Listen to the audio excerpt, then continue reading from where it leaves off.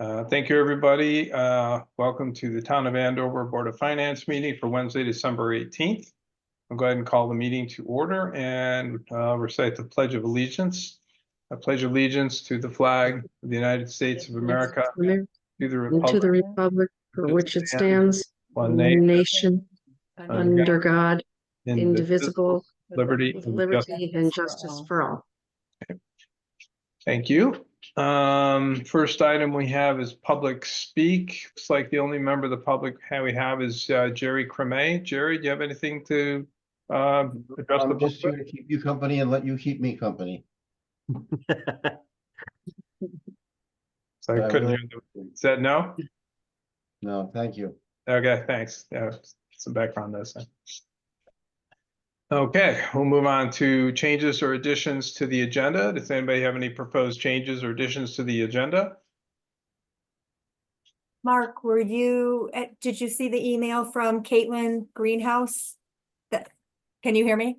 Yep. Okay. She sent us an email asking us to talk about the MEP for the bathroom project at the elementary school. Yeah, and that's not on any of this. Yeah, okay. I mean, I think we should add it to the agenda to discuss it. I mean, we have a lot of topics that we'll touch on, but we should add that to the agenda. Okay, do you want to make a motion then to add it to the agenda? We probably put it under new business 6C, or we could put it anywhere in between somewhere. Yeah, I'll make the motion to add the, I don't know the exact wording, but add an agenda item to discuss the MEP that was sent to us by the chairperson of the Board of Ed for funding on the Plumbing project. Fussin O'Neill MEP regarding the bathroom project at the elementary school. Can I ask a quick question? Yep. Was it sent to all of us? No, it doesn't look like it. Okay, because I was looking in my emails and I couldn't find it. Thanks. Yeah. She does, when we talk about it, she does address and send kind of a memo to the Board of Finance. We just received it yesterday. She knew that the agenda had already been set. But because of discussions at the tri-board meeting, we kind of knew this was forthcoming. So, yeah. Yeah, I just forwarded it to all of you. Thanks, Mark. I just got it. Yeah. Sorry about that. No worries. If it was today, I mean, I understand. Well, yesterday afternoon, but that's all right. Yeah, I mean, come on.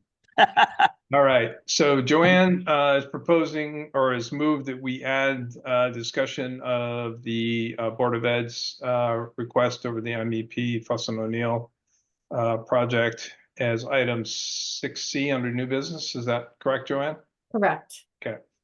I'll second that. Oh, do we need a second? Yeah. Yeah, we should. Yep. Any discussion? Okay, all those in favor say aye. Aye. Any Aye. opposed? Aye. Any abstentions?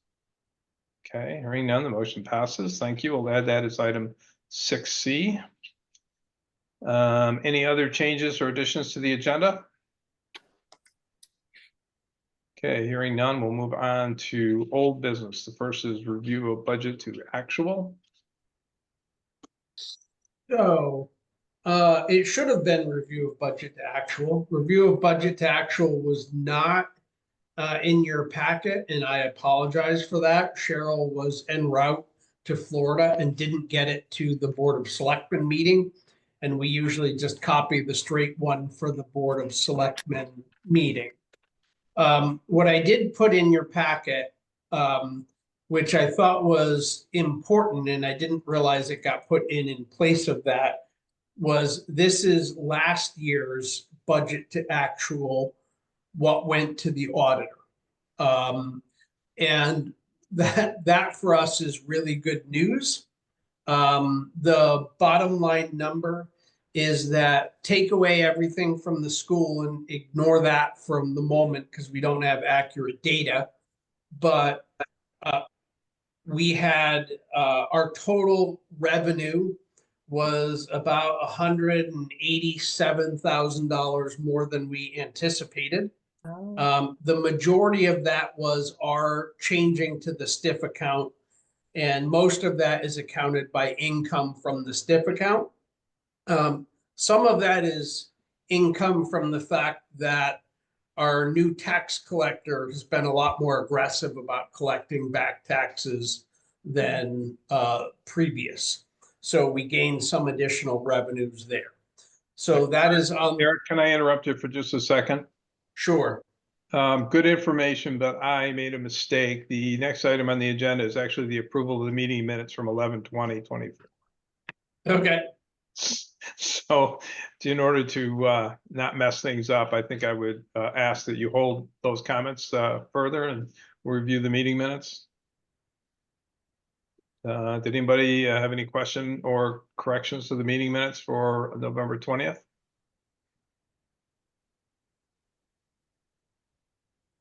Okay, hearing none. Anybody want to make a motion to approve the meeting minutes?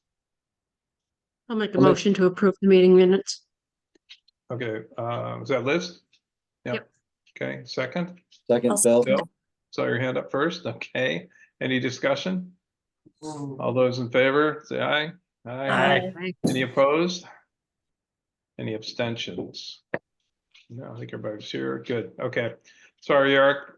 Thank you. The motion passes, and we will move on to the next agenda item, which is actually the old business budget to actual check register, et cetera. So go ahead. Where you were continuing, you're talking about the additional revenue. I can share my screen if you want to look at the actual numbers, or I can just give you the bottom line, which is, and these are unaudited numbers, so they are subject to change, but they're not going to change tremendously. So the pattern will stay this way. Eric, can you share your screen, please? I'd rather just see it. Maybe it breaks it down a little. Is it the same data that's in the packet, though? Yes, it is. Okay. Okay, so you should be seeing it there. Looking at revenue first, that's where we are overall in revenue. 187,000. 187. 187. Correct. Correct. Nice. So I have to imagine, Eric, the percentage we're getting on the bank account. I mean, I thought we were going to clear about 50K from that. Are we doing better than that? Yeah, this year I anticipated that we would net about $140,000 out of that. Nice. We're actually, if things track the way they're tracking right now, we will probably exceed our projections. Which there is one, thing at some point the board has to wrestle with. And that is a lot of this money that's in the STIF account is essentially our permanent funds. And the reason is that we typically, taxation stays ahead of expenses by at most a month or two, because on an annual basis, our unexpended fund balance is only a little over a month. It's about, 10-12% of our total budget. So most of yet we're maintaining a $2 to $3 million balance in the STIF account. Most of that is in the major capital fund money. And then the question becomes, do we assign, and this is a question for next year's budget, but it's going to have a bearing on how we structure the budget. So it's something I would like hopefully answered sooner rather than later.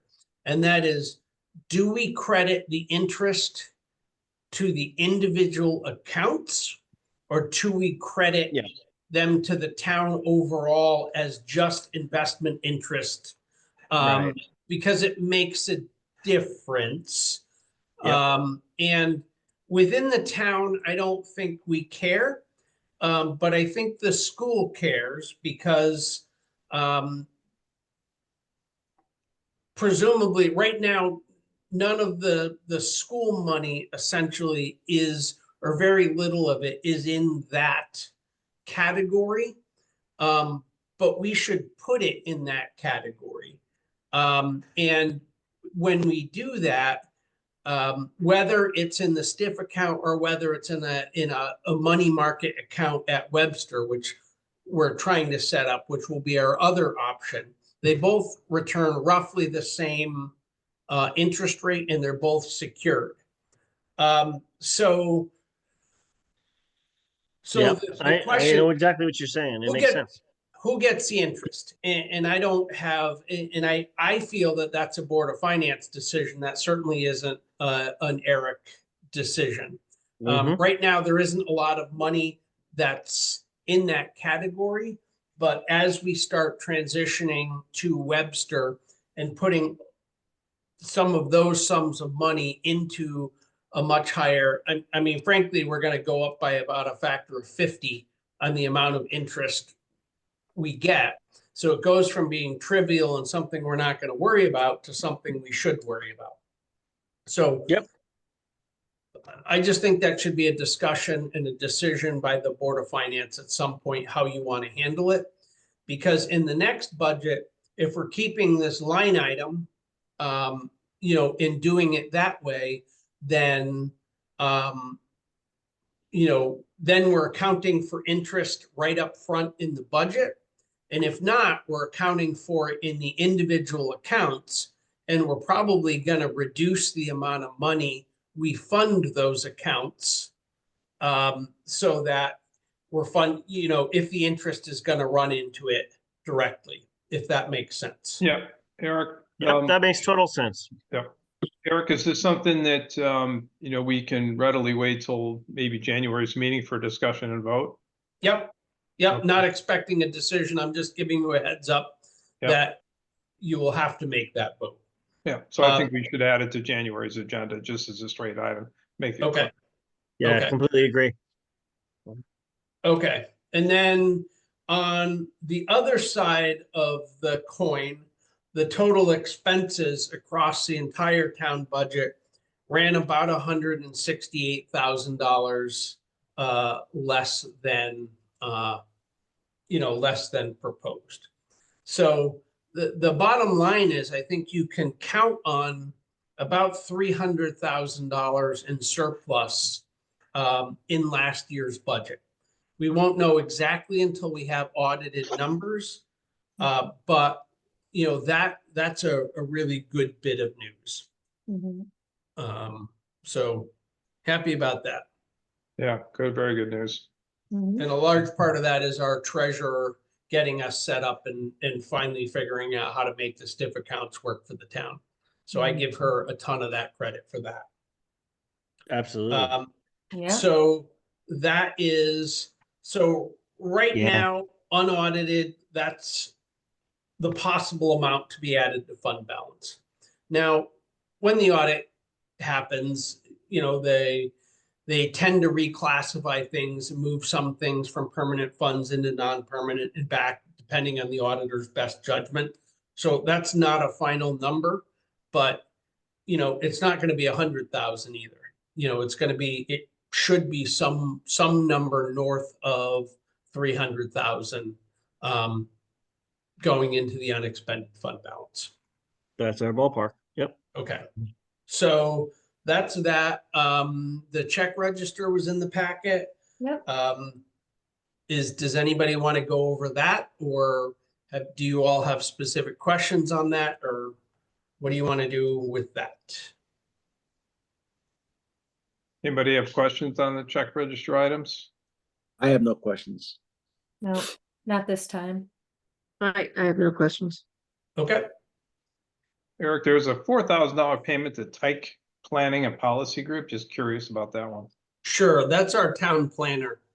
Ah, Yeah. Okay. Yeah. All right. We may have talked about that one. You had explained some of the others last meeting, so, okay, I don't remember that one though. Yep. All right, well, if there are no more questions for Eric on those items, we can move on to the next agenda item, which is the establishing of the banking relationship with Webster, one line of credit and 2 credit cards. Eric? So this is in the works right now. I'd hope to have more to report back to you on the progress of that, but Webster is still processing that. Essentially what we're doing is we're dipping our toes in the water. We know we don't like M&T. We've shopped around and looked at 3 or 4 other banks. Webster seems to be the one that, for good reason, has the most government banking in Connecticut because they appear to do a reasonably good job of supporting municipalities.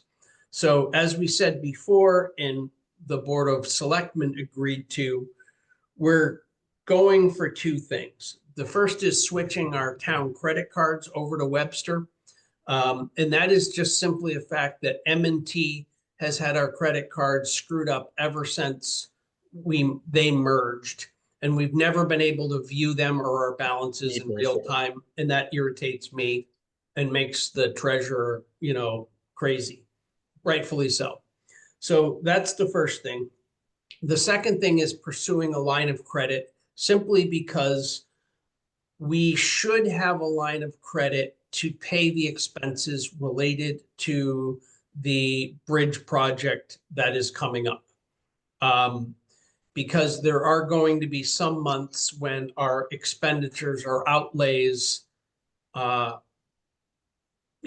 we await reimbursement from the state and federal government, will exceed the roughly $500,000 we have in that fund. And our 2 choices are to take it from the unexpended fund balance, which is, it can be done. And the second way to do it is to take it from a line of credit. But I was looking at it this way, and that is, if our money sitting in the bank is earning about 5% interest, and when we take a line of credit, we're looking at somewhere around 7 to 8% interest. The difference in that is financially beneficial to the town to keep the money in the STIF account and work off the line of credit, pay them 8% while we're getting 5%, rather than take the money ourselves. So that will take a town meeting. I have asked the Board of Selectmen to look at holding a town meeting. Looks like there's a few things that will probably go to town meeting. That should be one of them. And the goal is to get that done pretty quickly, sometime in January or February, so we can go. We're just project scheduled to begin, Eric, sometime January, February, I thought, or? So the project will kick off in February with utility relocation. Okay. But the first time the town is going to have a lot of money that it's going to have to outlay is when the actual bridge members come in. When they deliver the prefab bridge sections, those are alone, that bill to the contractor will be about $600K. So including labor and everything else, we're going to have a month or so where our expenditures are probably closer to $1 million. So we have basically till June. If we had to float it as a town, we could. My concern with floating that personally is that if we start taking unexpended fund balance or rating other funds temporarily to pay for it, what happens if we really do have a natural disaster? I mean, I don't want to dip into that unless I absolutely have to. So Eric, just a stupid question, I guess. When they're delivered, those key structures, like, is it due on delivery, or what are our terms? Like, do we have terms that we can pay the contractor, or is it like due, those things are delivered, they need a check today? Like, what are our terms for payment for those deliveries? So basically, bridge projects, we have our own construction management and construction inspection firm hired. That's actually a DOT requirement anyway. So- So they are the ones that determine the billing schedule. So when they present us a bill, I think it's net 30 to pay the bill. But we cannot apply for reimbursement unless we have paid the bill. We gotcha. pay a bill and then we ask for a reimbursement from the state and federal government. I see. Yep. Thank Two you. questions. One, keying off that, how long does the state and federal government have to pay us back? 30 days as well? Whatever they feel like it. Well, that's a really good question. And that's been, I've asked that pointedly, and been told the typical payment schedule is about 30 days. Okay. In no case should it be longer than 60 days. All right. So the but- second, the follow-up question is, on those months that we think will be over, that we think we're gonna have a net overage, what's the ballpark? Is it about 500,000? You were telling me you have about $500,000 in the fund and we're kind of rotating through it. And then we might have months where we owe $1 million. So is it about 500,000? If we were to fund this internally, this is the point of my question. If we were to fund it internally, are we talking about $500,000 roughly? I think at any one time, there could be up to, so that was also a question I've had very pointedly, to the state DOT and to our construction management firm. And what they've said essentially is that worst case scenario, we should be out of pocket $1 million to just slightly over $1 million. Probably we'll never be out of pocket more than $1 million at any one time, which would leave us about $500,000 short. Okay. So That's the magnitude we're talking about. That's kind of what I wanted to get to, because that's our decision point, right? Do we float it ourselves and accept $500,000 temporarily out of our fund, or do we do what you're proposing and do the bridge loan?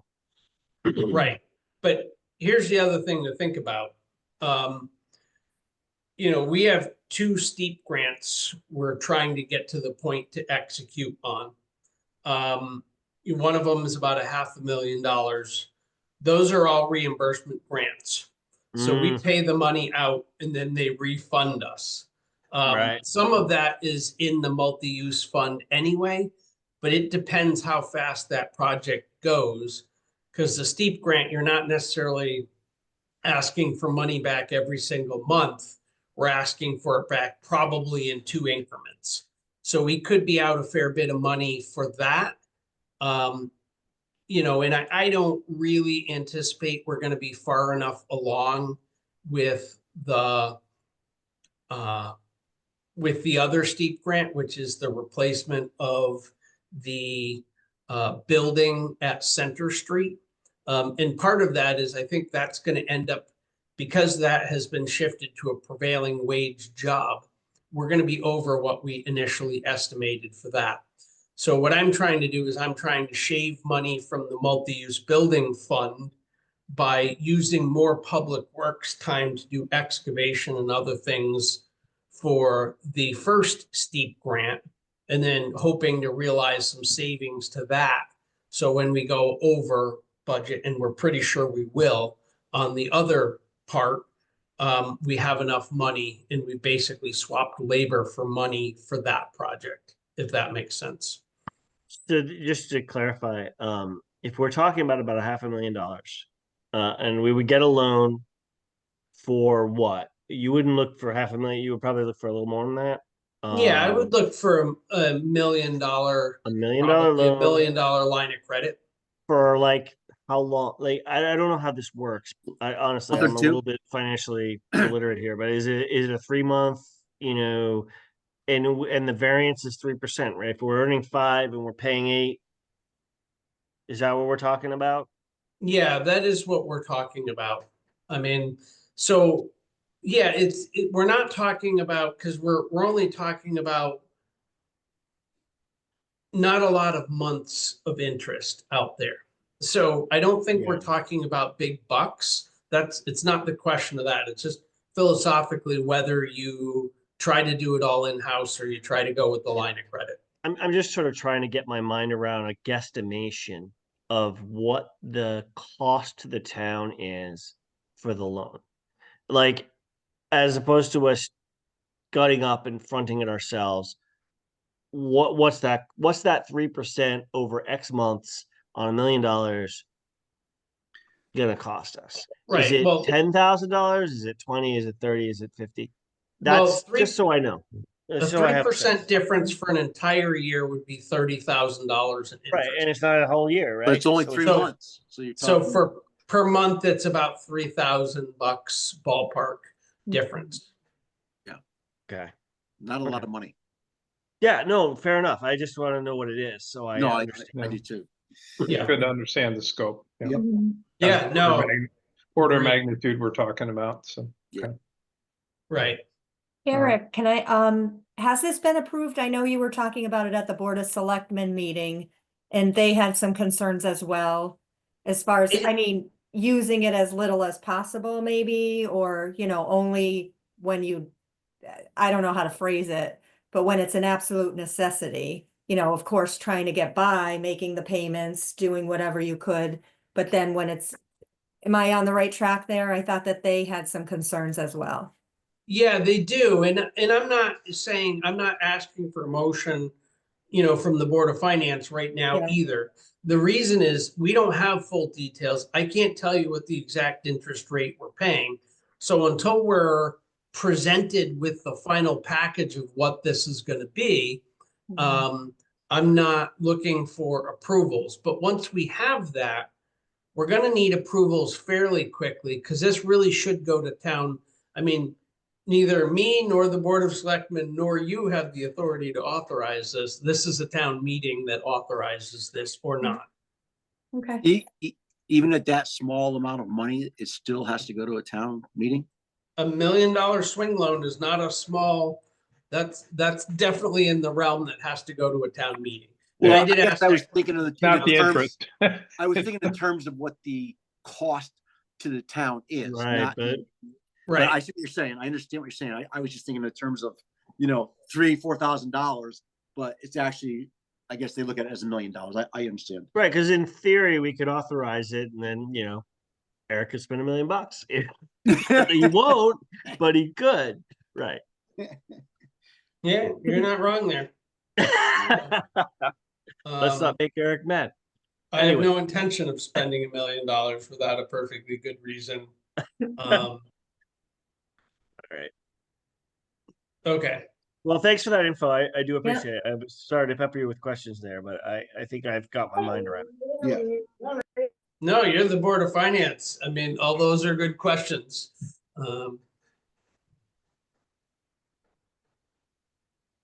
Okay, well, if we have nothing more on that, I guess the next thing would be go to the tri-board meeting review. I can start this off if you want. Yeah, that'd be I good. mean, Go ahead. Yes, so we all came together. I think the meeting, the meeting went well. Went very good. Obviously, it definitely went well. The beginning, we had the agenda and everybody had their chance to speak. Obviously, we got weighed down a lot with which Caitlin and I knew that we would, discussing the capital, the AES capital. I just wanted to, capital improvement fund usage protocols, discussion, possible actions. Because that has been a big ticket item and it's, we've been discussing it for like a year with the policies, and then the policy had gotten nixed that Shannon and Rob had worked on. So, we wanted to put that at the top. And as expected, it went back and forth a little bit at the beginning, like we always do. Which after a lot of thought is why I decided to add another agenda item tonight that I want to discuss with all of you so that we don't get held down in that kind of place again, and we can kind of just go to meetings and understand what we're there for. So again, it went well. We had a lot of that back and forth and, talked about trust issues and things of that nature. And it was very transparent because we're all in front of each other.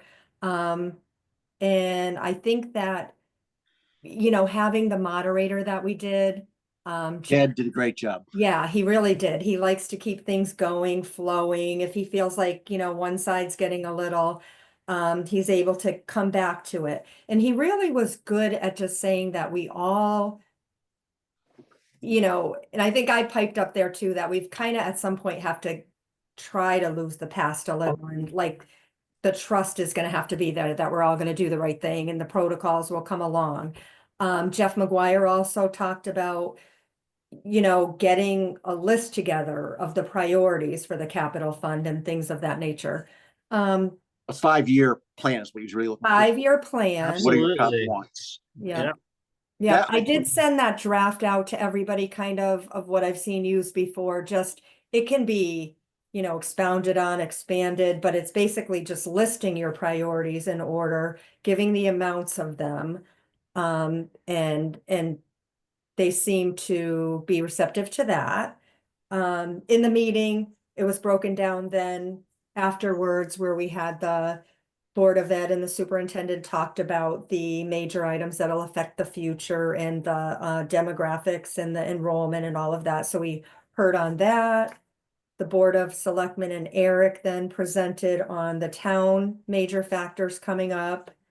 And then our part was to talk about the expectations of the Board of Finance, but we kind of outlined that we needed to Hear from the needed a little board. time. Yeah, we Yeah, needed a little time to digest everything, talk at our meeting, going forward with that.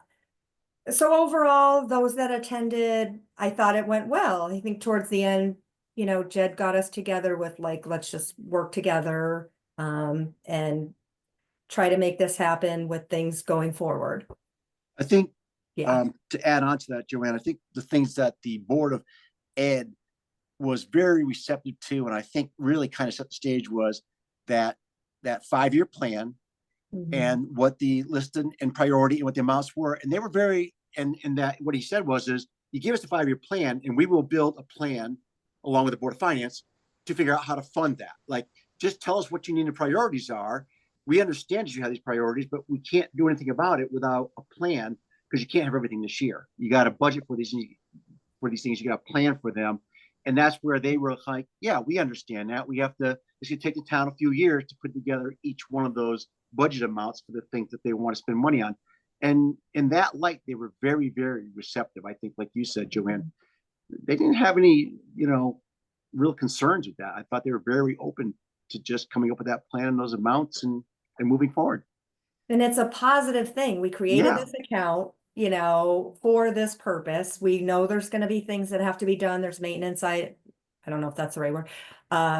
Capital It can project, be. capital project items that need to be done and Tell funded. you a story. Yeah. And, Not me. that's a good thing. And instead of getting stuck on, you know, the fine little words of things, let's just try to move forward and make it happen. I also thought the Board of Selectmen, his opinion on there, because we get back and forth with, well, how's it going to be approved? What's the process? What's that? I think we all agreed that, you know, that's going to be built as we go. There's got to be a little bit of trust involved. Like I said, when we get to the next item, I'm going to tell you why I wanted this, my one little item brought up tonight. When we get to the new business, I'll talk about that. It's very brief. But I mean, I felt like Jeff McGuire, who was there, had talked about, they know these projects are coming, just, you know, they even verbally listed them out. Everyone knows that's gonna happen, and then they'll do their best, like you said, Bill. Every single thing can't be funded right from the get-go, but emergency things or those of most important or safety items. And I think he did add to that, you know, CIP is a definite part of the process too. You have Right. to have a list, you have to submit it to CIP. There is Right. a process that we use today that works. Mhm. So their thoughts were that we don't really need to create a new process. And I know you have something to present, Joanne. Yeah, it's just about the depositing and different things like that, Right, just to make but- everyone feel secure. But Yeah, I think they were okay with the whole fact that we have a process that works today. You submit your 5-year plan, the amounts to the CIP, and that's the normal process. And then you figure out how we're going to fund them. And everybody seemed to be very receptive to that. Yeah, we really came around to that. Yep. I just wanted to mention, by the way, thank you guys for those who were able to make it. I was so frustrated I couldn't make it that night. I had a little natural disaster of sorts in my house, which is About sorted that. out now. But it was like the worst possible timing. I was literally like half an hour before the meeting, and I had no water. But you know, just listening to that, I'm happy to hear all of this. A lot of this boils down to people trusting each other and being willing to wing it a little bit. When Shannon and I attempted to write this all down into every little step and define Mhm. everything, it became a bit of a mess, and it ultimately, as we know, didn't work out. So I would be thrilled if we could get to a more collaborative, more trusting kind of process where we can just go through it. And one of the things to remember about CIP, and I'm a member of CIP, we meet tomorrow night. CIP kind of reviews things and blesses it or doesn't bless it, but let's be honest, CIP doesn't run anything. Like it's there as an advisory committee. It's important, yes, but people need to not be scared of CIP. That if they bring something forward to CIP and CIP doesn't like it, it's not the end of the world. And you know, that's I think part of the trust I think that has to be there. Like bring it to CIP, we'll talk about it. It's not like CIP is a bunch of people who are sitting there going, well, our purpose in life is to say no, you know. So hopefully that'll be good. I would love to see a capital plan from the school. I have talked to them about that before. Mhm. Joanne, was there any Regardless of whether action it's a item? Oh, 5 or sorry? 10. Hey, were there any action items kind of that came out of this, other than a couple of things we're gonna talk about? The action items, no, I think Fair enough. we did talk about, yeah. The thing I want to talk about after, I'm hoping can be a quick action item.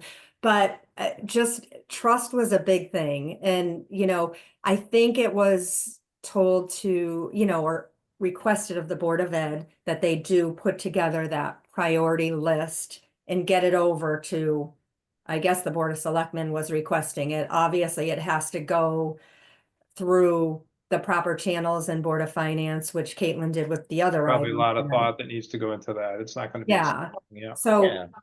But they have needs and they need to sort it out. and I guess Absolutely. they are working, they said that one of their action items on their board is they are putting the plan together this year. The 3 to 5 years or whatever they're, you know, targeting, so we should see that in the future. But we also understood the bathroom thing has kind of been on hold, so I think that's why they were kind of pushing them to, since there was money budgeted already in this year, that's probably why they've pushed that along to get going on that, but And nope. At the end, we just hope to have one or two more, or 1 or 2 meetings a year, just to get everyone together. And Right. that's why It I'm wasn't, hoping, once that we, sorry, Bill, just this one last thing. Once we clarify, we don't have to start off with like 50 minutes of the rehashing anymore, you know, hopefully we're gonna move Right. forward next time and take care of business, yeah. But we all needed to say that, whoever needed to speak, and they did, so.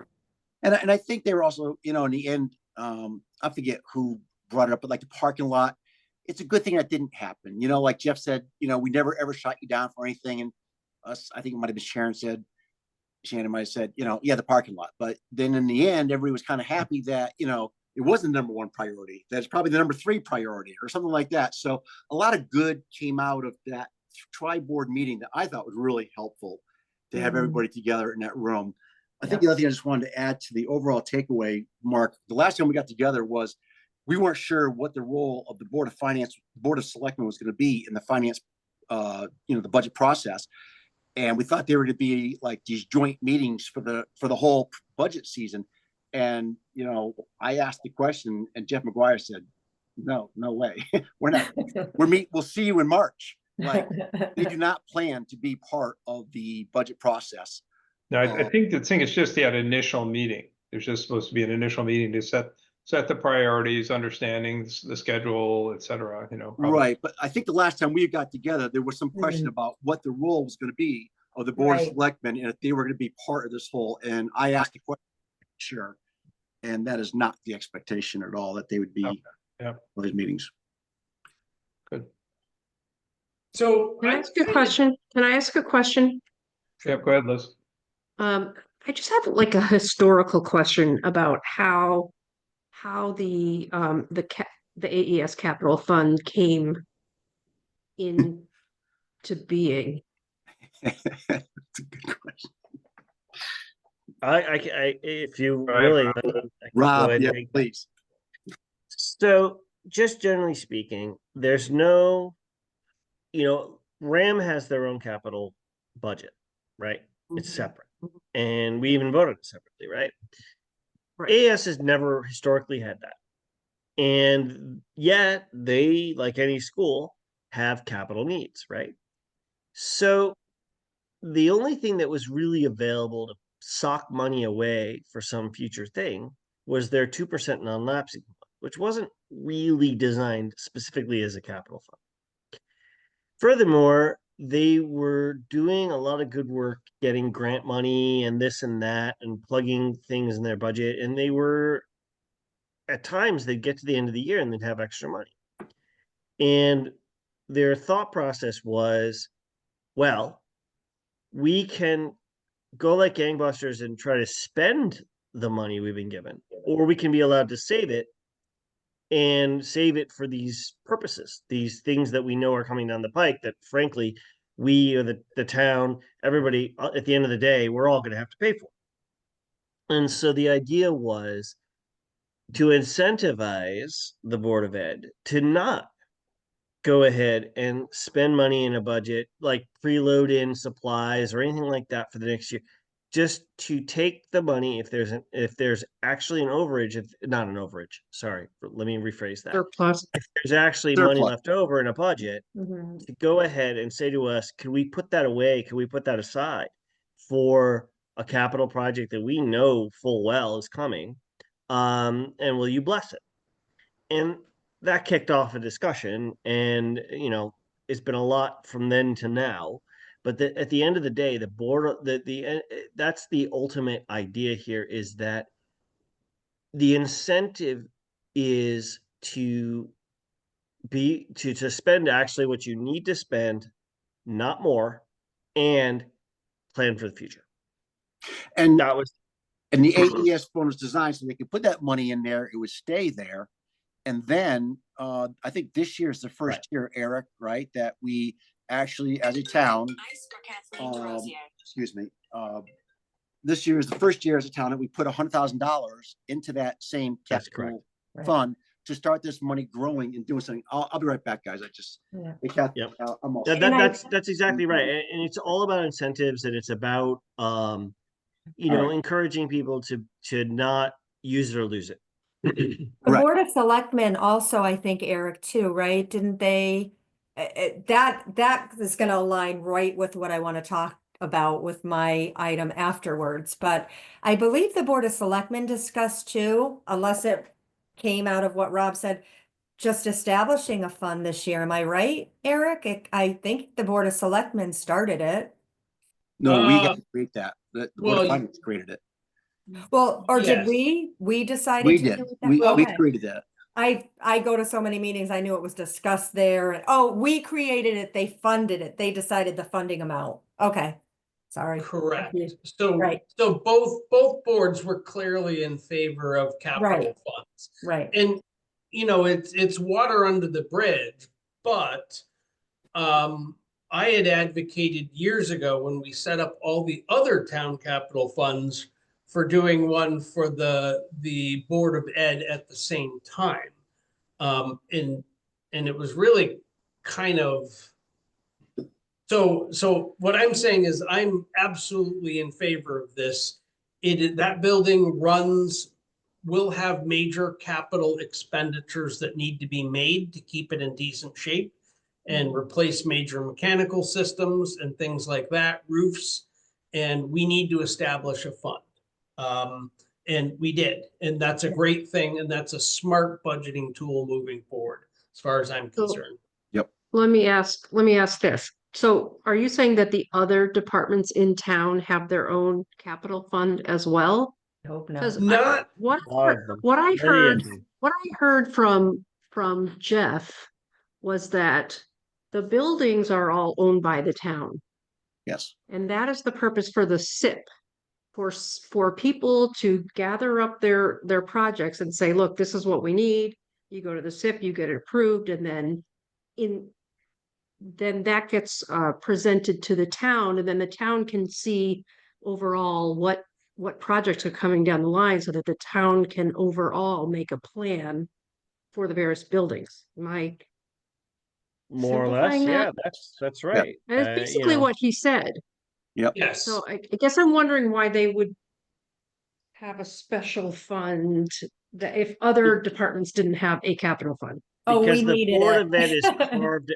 Here's the thing: in the town charter and in state statute and stuff like that, the Board of Ed has a lot of independence. They're carved Yes. out of a lot of things.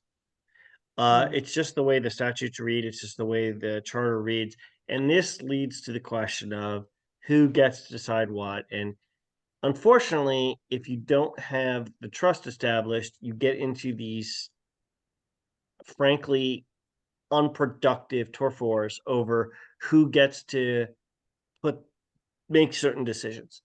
At the end of the day, it's all our money. This is something that Jeff says all the time, right? It's all our money in the end. It's the town's And he's money. right, and he's right. However, when you go into try to draft a document and say this is the rights and responsibilities of this board versus that board, now you get into what the charter says, what the statutes say, and so forth. We tried to end around that. Shannon and I's best efforts ultimately failed. But it sounds like Deus Ex Machina may have happened, and we may get to a better place regardless, which would be lovely. But yeah, at the end of the day, the Board of Ed is not the same thing as like the fire department. They have rights and responsibilities that are laid out in charter and in state law that are not the same as like Public Works. Right. That's And it what it comes was. down to kind of like nitpicking of the budget money that they have. They are responsible for the maintenance and operation of that school, as well as educating the kids. But the town owns the property, the building, and it comes to what is a capital item and what is not. And obviously a building is Right. a capital item. Right. And the way I got Shannon kind of to accept it and stop the arguing was, I said, Shannon, if you had to build a new school, how would you go about doing that? And she just kind of looked down and accepted. Yeah, you'd have to go to the town, and it's a capital expenditure. So that's how it all- And that's true. And then at the same time, it's funny when you look at the actual underlying stuff, the charter, the statutes and everything, it literally says things like the Board of Ed controls the operation and maintenance of the school, which at the same time the town owns, right? So you get these ambiguities and you can get lost in the weeds easily. I swear to you, this is true because I got lost in those weeds and it can be super frustrating. So anyway, my take for what it's worth on the whole thing is if we can simplify and trust each other and see how it goes, I'm thrilled. I'd be thrilled because every single time I tried to put together a document that was respectful of literally everyone and comported with state statute, town charter, and so forth, we ran into problems. So to the extent that we can get past that, I'm thrilled. Can I add? Thanks to everyone who went to that meeting.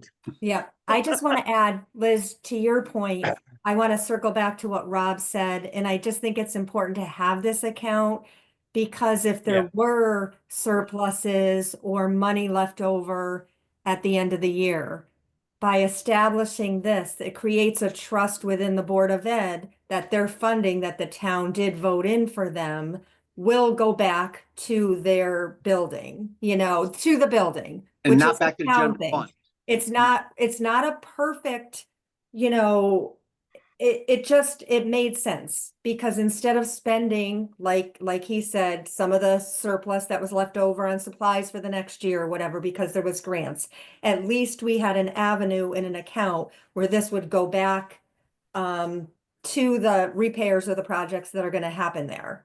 Right. Um, And I'd so rather have again, them- I wanna Yeah. jump into my part so bad, but I'm honoring Okay. our agenda Yeah, because we're touching on it so much that I yeah, have to just keep my mouth shut. Yeah. Because it's so simple and it does kind of, address all of this. And I think that in the end, it is on the town's, it's a town account. We created it in the town budget. The 100,000 was funded by what was, and ultimately the decision process is going to be made through CIP and those kind of things. So it's taking in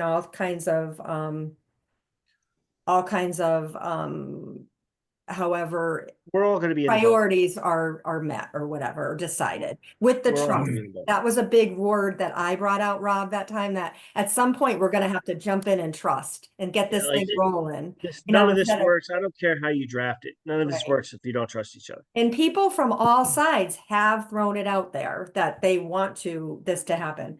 So anyways, that's it on the tri-board meeting. Yes, I appreciate that Until we so move to much. my Thank you next so much. item. And I'll shut up, but I also just want to say again, the incentivization here of I'd rather have them save for a rainy day, or not just a rainy day, a plumbing problem or whatever it might be, than think to themselves, I got to spend another $50,000 in my budget or I lose it. It's just, I'm not saying that they were irresponsible with their money. I'm saying humans are humans, and you don't want to set up the wrong incentive structure. Yeah, So that was this good. sets up Good one planning that's good. tool worked out, yeah.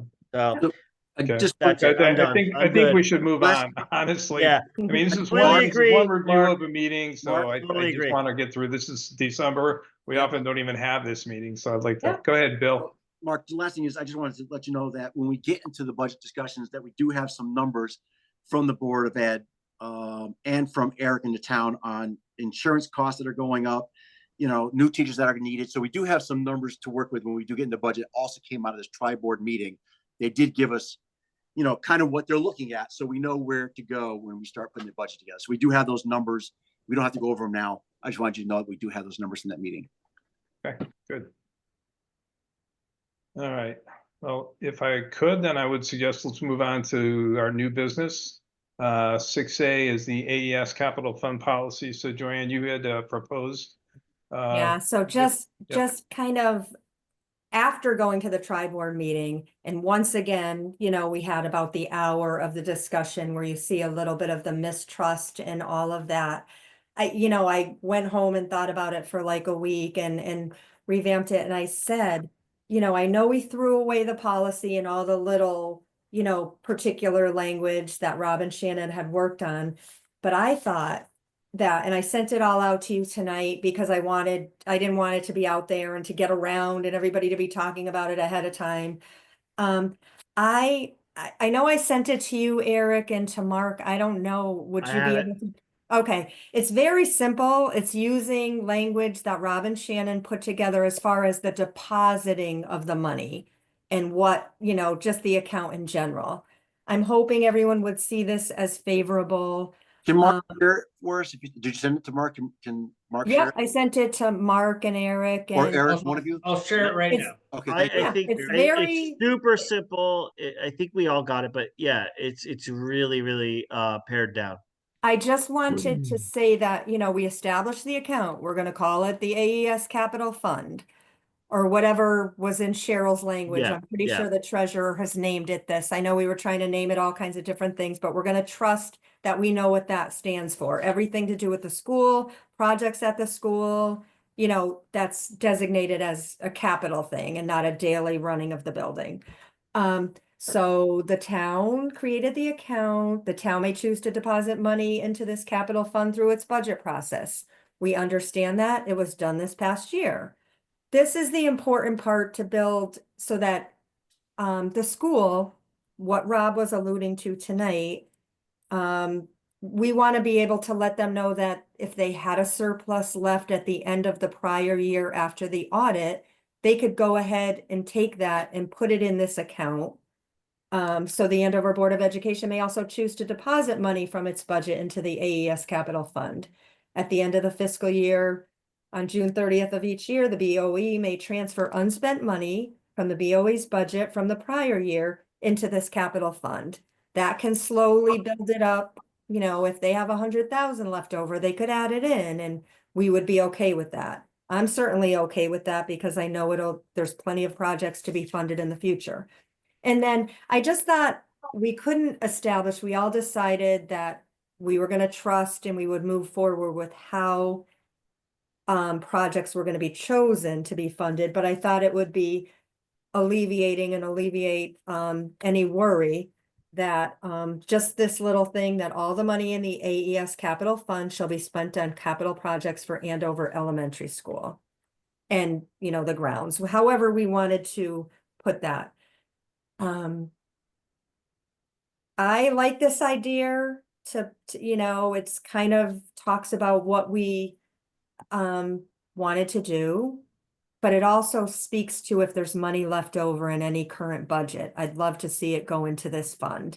And then they won't feel like they have to pre-buy supplies for next year or something if these things are more important. So thoughts from anyone else? Well, and I think the bottom line there is section 2 just kind of adds that element of trust that this Thank money you. is to be used for AES school capital improvements. Now, we all know, and we've talked about this in the past, if, you know, a plane fell out of the sky and hit the town hall, then that money would be available to rebuild the town hall. It's some emergency and some disaster. But that under no other circumstances would the Board of Finance say, oh, we're going to take that money and use it for something else. They have to know and feel comfortable and trust that the money that they save and the money that the town puts into that AES capital fund is theirs and it's not going to be robbed for anything else. That's the most important piece of this whole thing. Yeah, I agree. I would just say that, you know, I have no particular objection to this in any way, guys. I would just say the shoals that Shannon and I ran ground on repeatedly were things like defining what is capital, and all the little nitty-gritty specifics. This policy here, if I understand it correctly, and I think that I get the vibe, this policy here is basically saying to heck with that. I'm gonna just lay out a mission statement. And this is how, and people are going to interpret this in good faith, and we're going to move forward. I'm fine with that. I'll just point out that I could, if I was inclined to do so, pick at this thing all sorts of ways, by pointing out, you know, what is capital, what is not, and all this and that. Yeah, but we went I'm fine there, with right? I'm fine with it. We had a lawyer and insurance person go through that, and we saw. Yeah, you had a I mean, lawyer and a guy I'm not begrudging you had a 'cause I lawyer think and a guy you who guys did a works good with job. lawyers all day, Yeah. right? And we were unable to get there. So I am perfectly willing to admit defeat, and this is great.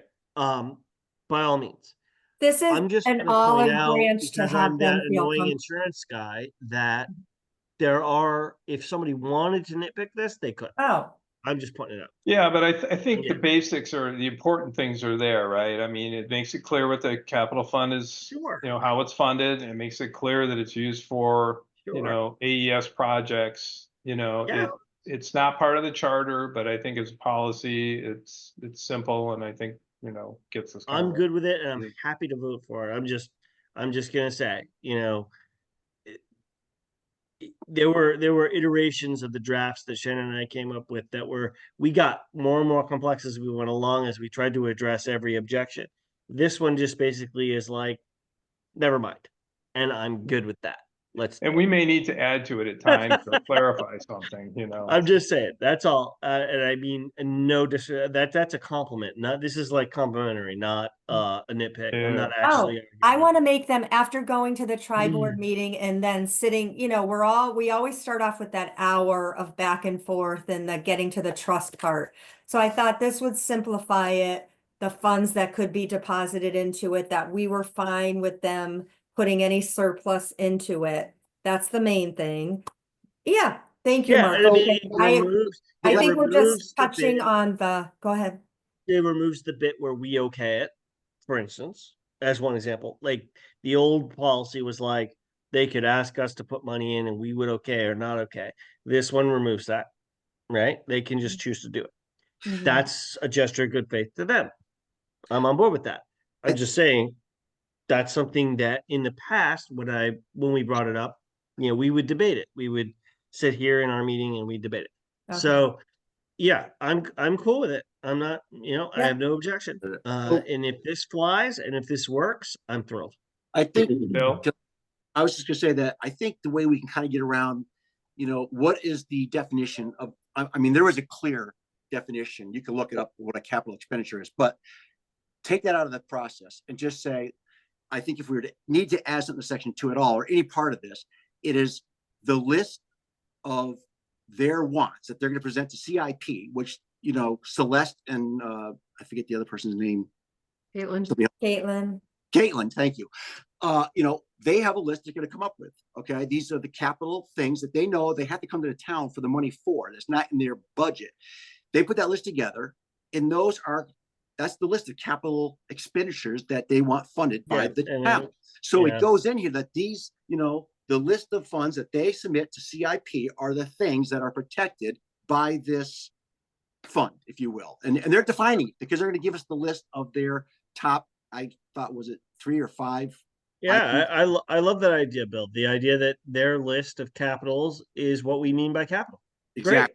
Right. And they need the town to fund those things. So they have to come to the town and say, these are our capital wants. Now there's no argument about what is a capital and what isn't. So it's, I like should it.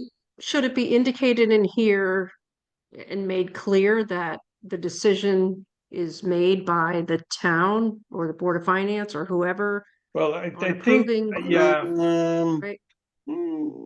Like- we could start adding more detail, but I think that's just part of our normal processes. So it doesn't necessarily need to be. I mean, clearly the town controls the money because it's in a town account. Yeah, So the we attempt probably at, don't need to add that just Yeah. because So it they would be part can't of our actually normal capital expenditure process. We tried to define all that. Right, and Liz, we it had got that us at one. bogged Yeah. down so badly that I'm converted. Like, let's do this. Because when we tried to lay out the step-by-step process, it just led to more problems. Right. Let's just roll with this and see how it works. That's what I say. Because I think we agreed at that meeting, that, like you said, there was gonna be the trust and we were going to just get to the process. When we tried to lay out, like you said, Rob, every single step, I was more concerned of what could go into it, this was it. Obviously, we're gonna have some kind of vote down the road or whatever with what happens. This is just defining this little piece of it, of what money could go into it. Yeah. I have a question. Yep. Go ahead. Is this going to be reviewed by the town's attorney? No, I don't think it needs No, to be. this This is doesn't an need to be. internal Board of Finance policy. Okay. So there's nothing legal around this and there's nothing saying it couldn't be added to, amended, clarified in 3 months if we find that it's just not working or we need just more information. So, I mean, we could have it, but again, it's nothing legal, so it doesn't really need to. I mean, the last draft that Shannon and I produced went to the town attorney and it didn't go well. So, Yeah. True. I like that it's our internal Board of Finance policy, and I think Yeah. it will alleviate, the Board of Ed, I think, would be in favor of it. I haven't showed anyone there, but I think this at least lays out a few things that might, well, yeah, obviously they have to weigh in, but, Yeah. I'm happy to bless it. So let's see what they say. So are we gonna vote on this to see if we want to We take can this go as? ahead and take a motion to adopt this as Alright. the Board of Finance policy. I'll go ahead and so move, that we adopt, Joanne's draft AES capital fund policy, pursuant to, subject to review, from BOE. I'll second. Okay, so you're saying we need to have them review it? Well, don't you think? I don't Yeah, it'd be think, fine. Well, I we think can that they amend can it provide- there. provide- I, you can certainly I'll, provide input. I'm happy to just pass it. But obviously we all have to be on board. So no, I'm fine. Okay. Okay, I'll amend my motion. I'll just say, let's go ahead and, I'll move that we pass, Joanne's AS Capital Fund policy for the Board of Finance. That's what I And want. then we'll communicate that to BOE and hope that Yeah, we get feedback. That's good. My Yeah. intention was to send it to them after this meeting and, for their comments and. say that like we passed it, we blessed it. What do you guys think? Okay, Mhm. That kind of hold idea? on, guys, we're getting a little bit out Okay. of order here. So Bill, are you still seconding the motion as Yeah. Rob Yes, described it? Okay, so As we'll Rob go into amended it. discussion then. My amended, as amended. Okay. yeah. This is And kind of the board. Eric, you have your hand up, I see. So Policy. let's, you Oh. got input? Yeah, so hey, it's your policy. You can set whatever you want, not opposed to it in any way, shape or form. The only thing to me that's a little unclear is you say after the end of the fiscal year on June 30th, they may transfer the funds. Personally, I would be more comfortable saying after the audit is complete, they may transfer the funds so that we're sure that we don't get into the same question we had last year, which is they thought they had this amount of money, and then after the audit, they had this amount of money, which happens. Good Good. Can you point. remind me when the audit is supposed to be done? Like if we hit our target, finally, when would it be done? So we would have had the final audit already. It's technically supposed to be done by December 31st. Okay, But that's a big, That's a big But- gap. yeah. That's a big gap. But it doesn't But you're really, right, it though. doesn't really But he's- change anything for the purpose of the purposes, right? It just means that technically, the money's not going anywhere, right? Right. So it just gets moved in the accounts And after it the says account. unspent money, so. Yeah, that's a But- really good point, though. You might want to. That budget thing is the gap that's going to hang them up because again, we haven't even had our audit finished yet, right? well, Someday we'll get it done on time. it's actually not. Honestly, I think it's unrealistic to expect it to get done on time. So we're done and have everything handed off to the auditor well before they have the capability to review. Because there are so few auditing firms today that unless you're like the first client or second client that they tackle, it's not going to get done. Last year, I think 30 towns out of 169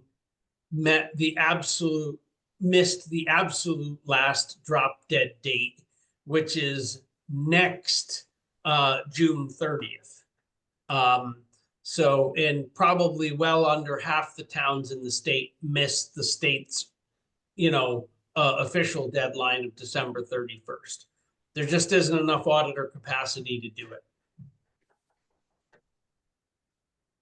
So do you have a proposed language that we should use, Eric, in that line right there? Or do you want to stick with the audit word or do you want to, where do we go? I would say, at the end of the fiscal year after the audit, and just keep it that simple, the BOA may transfer unspent funds, Yeah. I mean, because that's when we would do it anyway. yeah. Okay, If there were ever an emergency, we could always address it on a case by case basis somehow, I think. sure. Okay, Just an internal policy, but I think it does make sense. Okay. perfect. So you want to amend? Well, I think we have to vote on the motion as presented. So I would say that if we're not Vote it comfortable with down. the language, we would probably vote it down and then reintroduce a different motion. So Right. if there's no more discussion, I'll call for a vote. All those in favor? All those opposed? Opposed. No. Any abstentions? Okay, motion is defeated and we can entertain other motions. All right, so we want to amend section 1B, right? Correct. And at the end of our Board of Education, may also choose to deposit money from its budget at the end of the fiscal year And after the audit. and upon the completion of the audit. Yeah, so we transfer unspent money to the Board of Education's budget. So at for the end of the prior fiscal year. year Yeah. or maybe remove June 30th, just say at the end of the fiscal year and upon completion of the audit, Right. Yeah. the BOE may. Yeah. After the end of the So- fiscal year and upon completion of the audit, because I'll read, okay, got it. Does that make sense, guys? Yeah, Does I that- think so. Yeah, And again, we can always revisit this if we decide it's not clear enough or we Yeah. need to add something. Sounds if, good. if it's unworkable or whatever. Yep. Okay, And then so- everything else remains. So that would Okay. be my suggested, Okay, so you're So moving then- to accept the policy with that As amended. amendment. correct. Can I ask a question though before we Hold accept on, that? Liz, we really got to look for a second and then we can discuss. Is there a second? I'll second that Motion? again. Okay, Bill? Bill? Yeah. Okay, go ahead, Liz, sorry. So there's no mention of the 2% non-lapsing account? That's Does- separate. That's different, yeah. Okay, so they get their 2% non-lapsing and then this is It's up to whatever's them. left They- beyond They would that, decide, that. they would decide if they even wanted to use the 2%. They don't have to. Right, they may decide, this gives them the option to roll it all now into the capital fund if they would like to. Yeah. Or they may say, can we put some in the 2% and the remainder? This is just setting the rules for this particular. Right. And just as a point of clarification, they can put 2% of their budget in the non-lapsing account regardless, because that's the state law now. Right. So that you Right. couldn't influence either way. It wouldn't Right. be up to us, right? It used to be a Board of Finance vote, and this is kind of where some of the concern, I think, where the trust came, just to kind of, I know Liz was asking about some of the background, but there were a couple of years where we just said no.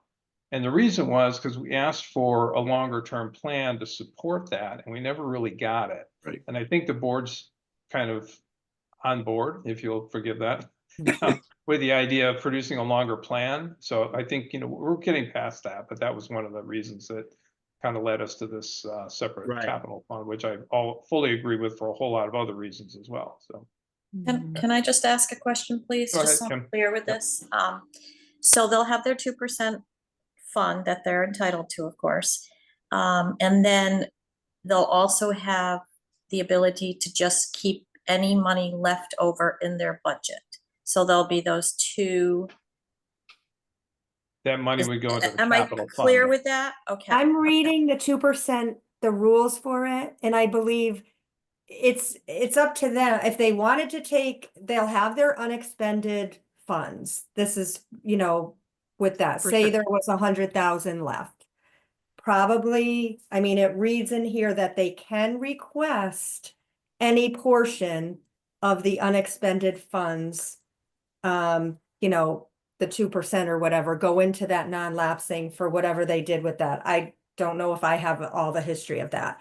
But they also could take all of the unexpended funds if we adopt our new policy and put it in the capital fund account. Right. And might not even ask us to put any in the 2%. So it's their money. Am I wrong, Eric? No, you're right in the sense that the 2%, they have every opportunity.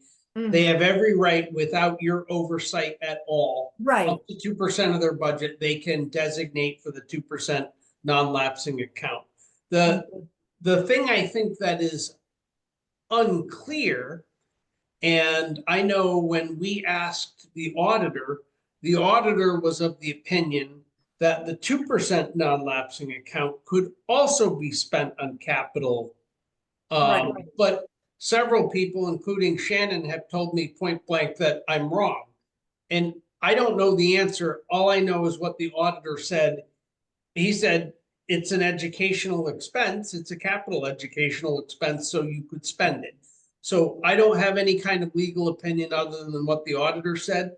In their shoes, I would probably max the 2% non-lapsing account and then put the rest in unexpended fund balance, because I think it probably gives them more flexibility.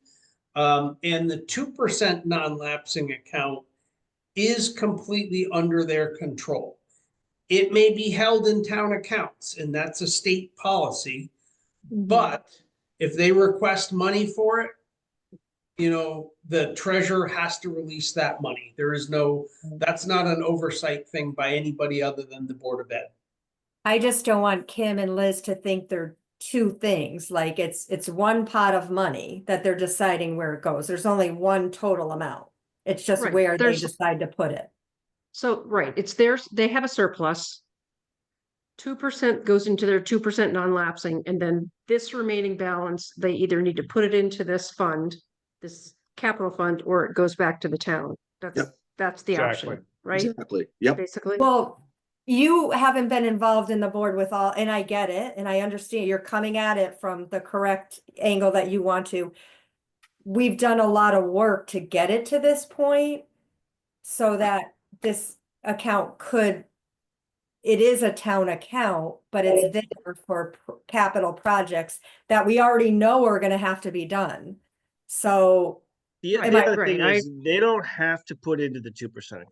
They don't have right? They that's can what I'm choose. saying, right? They don't. Now, Yeah. now I don't know how this is they- gonna play out, Eric's scenario is possible. I don't know.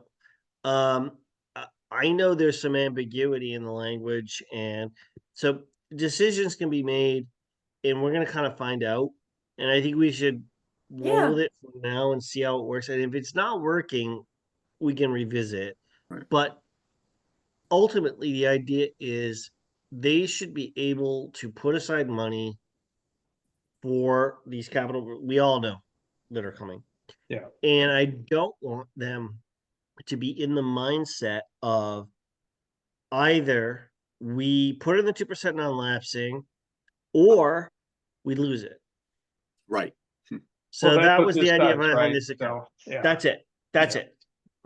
And I'm done. I don't want to, sorry, I don't want to belabor it. And this is already money that was voted on, it's prior years. It's not going forward. We're just talking about a policy that's gonna take money that's left over, and instead of getting spent on other things, it's gonna go to projects that need to be done. That's, I understand that. yeah, no, and I'm not trying to fight you. I know you're coming at it I because. think know you guys are saying this, she just is asking. Yeah, for I, Yeah, clarification. I of understand the, Yeah.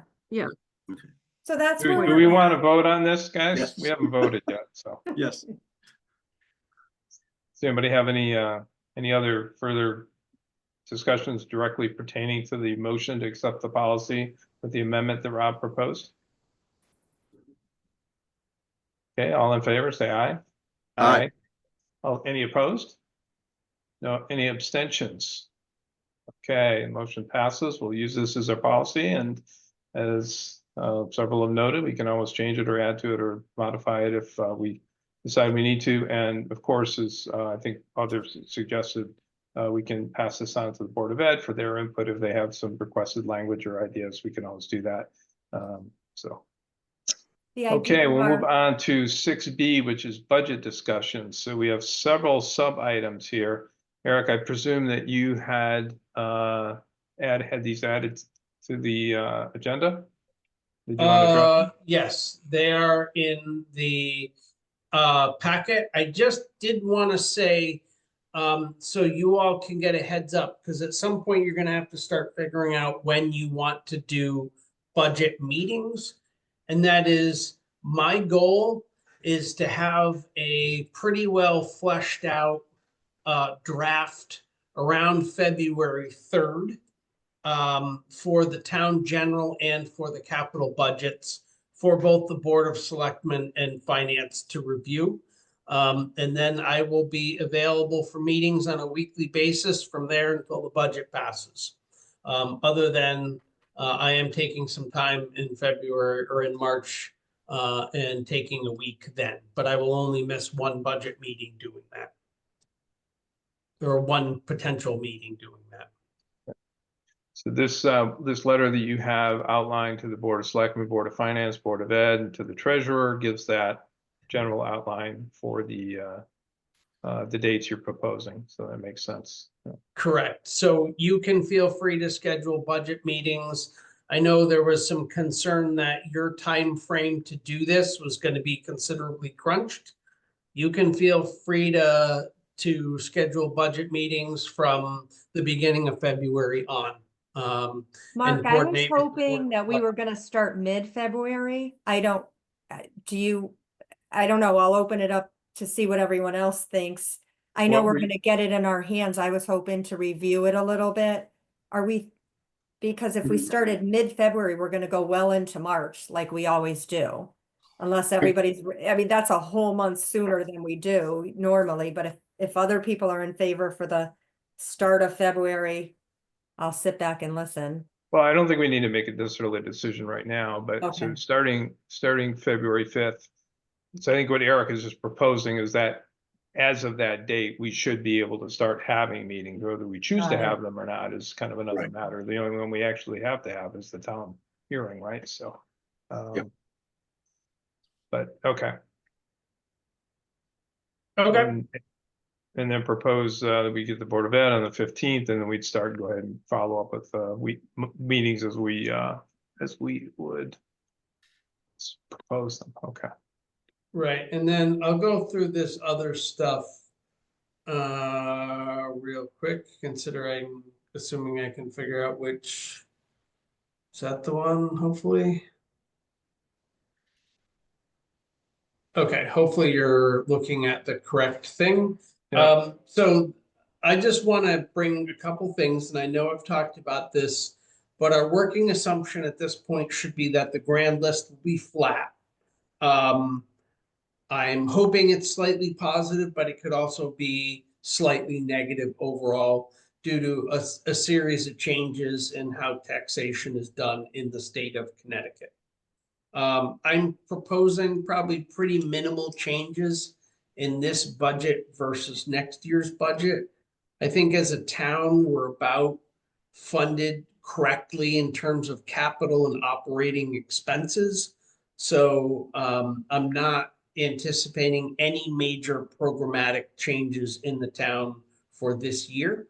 There are some potential for significant personnel changes. As some of you know, the municipal retirement program, which is called MRF or MERS, depending on which acronym you use, has changed their formula for how they calculate cost of living increases. And it seems like anybody that was going to retire in the next 3 years, or 4 years even, probably makes sense to go right now. So I think there are 2 employees, potentially an outside chance of a third taking that. There's 3 where it might be beneficial for them to go right now. So that might be effect on the town. I don't want to talk about who that is. That's out of the range, just so that you're aware of that.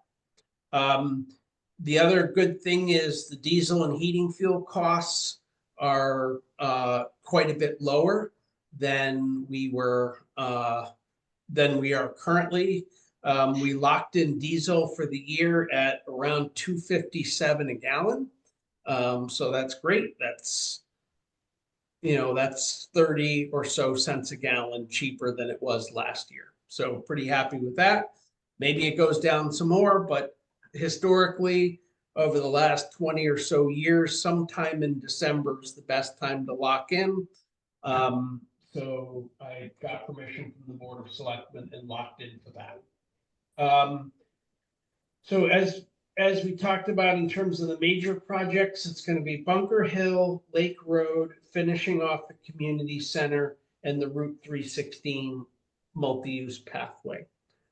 The only one I don't have fully covered right now is the Route 316 multi-use pathway. I actually have construction funds, but there's still a gap in the design funds. And I'm hoping to get an exact number on that prior to budget season. And then that's either going to have to be budgeted somehow in this year or put off for a year. Questions on any of that? Okay. Nope. Here is the good news. And that our percentage of enrollment, as I said, 3 years ago, and then 2 years ago, and then last year, and then this year is still going down. So the great thing about that is RAM budget can increase 3.4%, and our town levy will stay the same. So that's the number to look at. I don't know what they're gonna actually come in for a budget, so if it comes in at 10%, it's still going up pretty considerably. If it comes in at 3 or 4%, it's basically cost neutral for the town. Eric, So, yep, my question was, RAM voted to accept students from Columbia now. I thought that was gonna start this year. Is that, or I guess next year? Is that true? that is true. And so will that affect these percentages? Uh, Because you're adding another town in there, it should change all of these percentages. I well, think they're still under negotiation and we don't, it may help actually if they offset some of the overhead costs, right? But I I'm don't know not that- sure. I'm not sure it would add them to this percentage either. I think it might be like a surplus that they didn't distribute according to this formula. I'm not really sure. right. So they don't necessarily become like a voting. It's part of it, like we're, it's Andover, Marble, Hebron, but they don't become like a voting member of the RAM board. They're just gonna send students at a cost per head. I'm just trying to figure out how that affects. I don't Yes. think we really know yet. That Bill. was my understanding Yeah. of the idea, Hmm. was that they would send students, but they don't necessarily, it wouldn't be RAM or whatever. It'd be We one of wouldn't the be adding schools of them. choice, right? So it's not like it's all in. Okay, thank you. Actually, the acronym would be CRAM. Uh, Damn no, they, you, I thought of that like 10 seconds after I said it. yeah.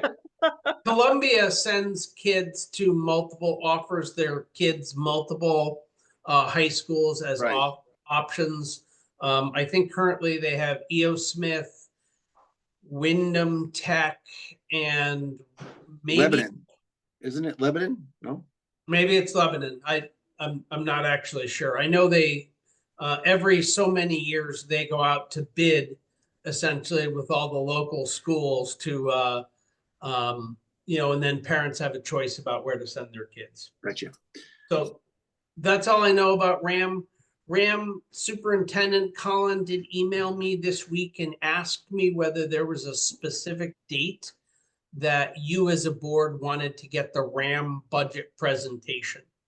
And have him come to present at the board and talk through budget. I said I would bring it up with you. It can be whenever you want to schedule that. Well, February. Yeah, probably one of our budget meetings. Do we Early. remember when we did it last year? Do we have a Uh, date by which it'll be ready to discuss?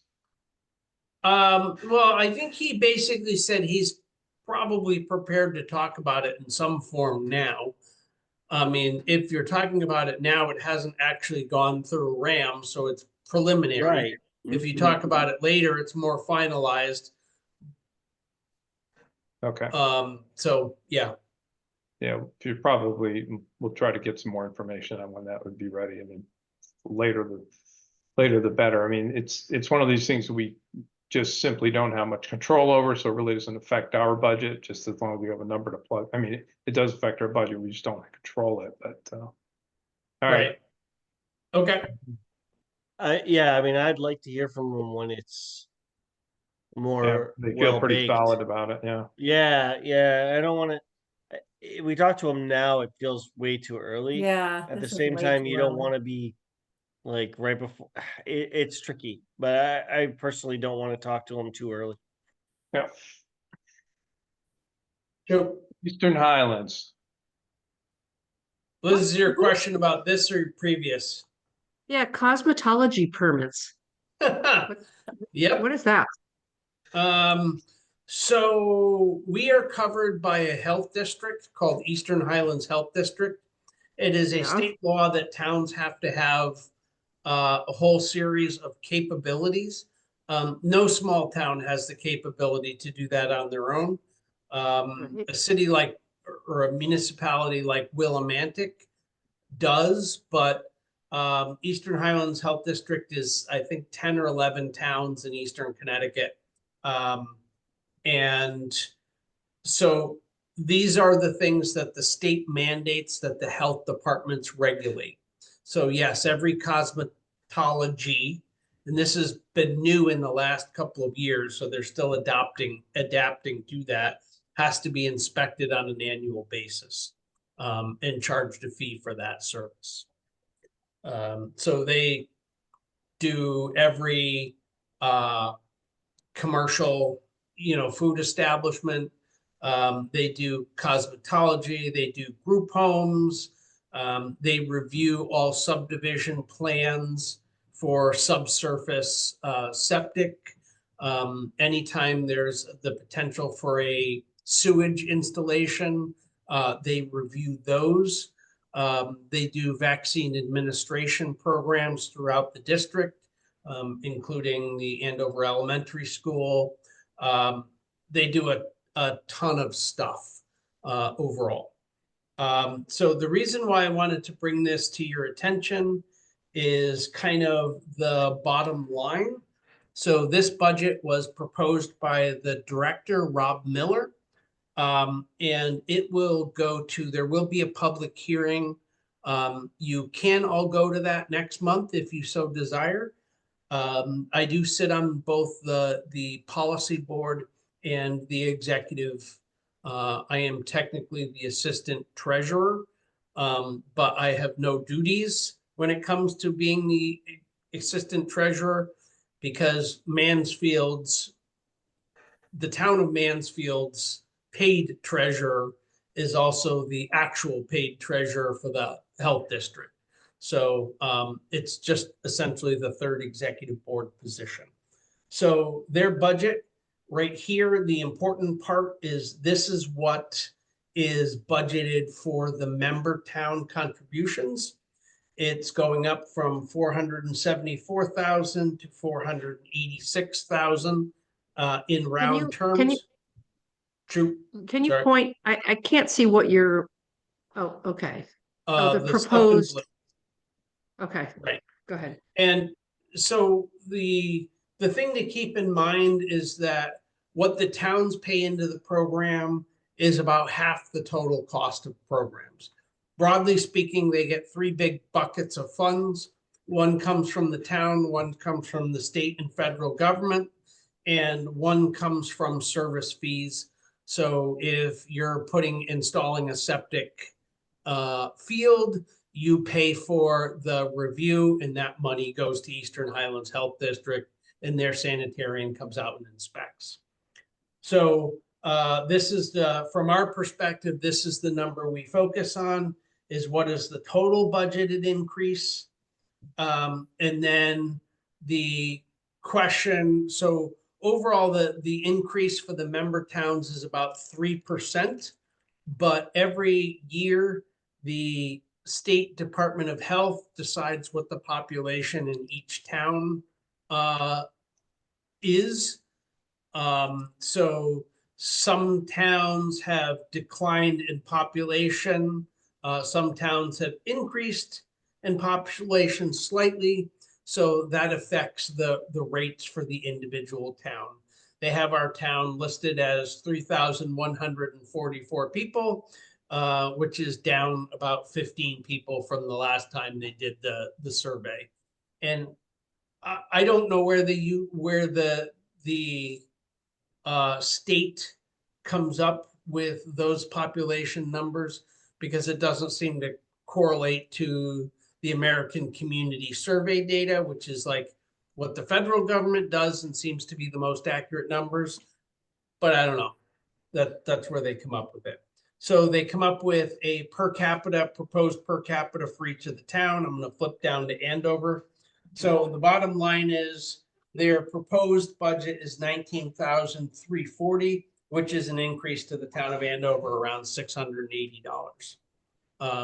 If you have any feedback for the health department that you want to relay through me, I would be happy to do it. If you have any specific questions, and then this I also put in, oh yeah, that's pretty much everything I put in for the health department. There is some more details in there. I didn't give you their whole budget package. It's about 25 pages long.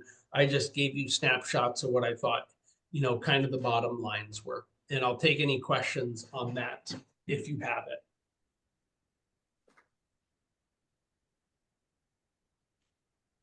Questions? We're certainly lucky to be part of, you know, Yes, we are. one of the towns, because obviously it's a big expense, but by being part of the district, very helpful. No. Right. Yeah, I don't have any Good deal. questions. Yeah. Seems fine. Yeah, I will say one of the huge headwinds that health districts face is that there is an extreme shortage of professionals to do this.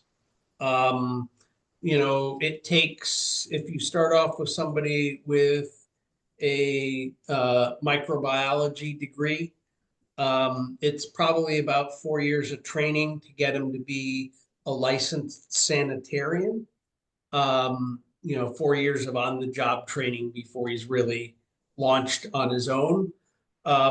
The towns and health departments are all poaching from each other pretty incessantly. So the biggest issue the healthcare, you know, the district has faced is really sharply increased personnel costs.